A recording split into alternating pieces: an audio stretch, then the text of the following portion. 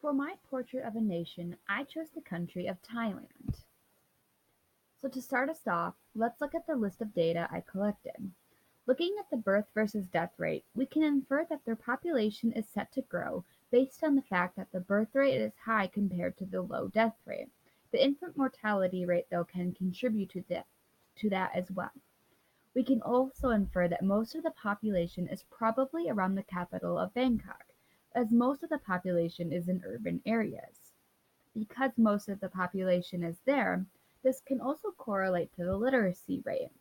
If the majority of the population is in the urban areas, we can assume that they have schools there that are helping with the education. Thailand is currently in stage 4 of the DTM, mainly due to their high birth rate versus low death rate ratio. Because of this, we can assume that while their population is growing, it is relatively stationary. Based on the first pyramid we see here, we can infer that Thailand may not have a good system in place for those of the older generation because of the low bars that they show, or that said generation just had more babies than there was of them. In the second pyramid, we can see that the population range is slowly rising to the older generations as the people in the last pyramid get older.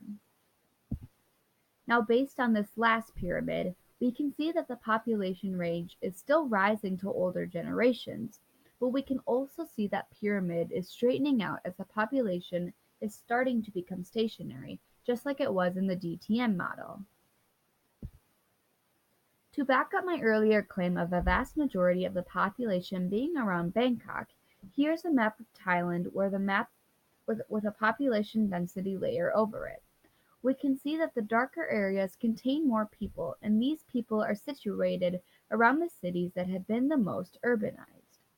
So as a summary, we can say that the demographic of Thailand is in a relatively good place according to their DTM, with their population pyramids becoming stationary.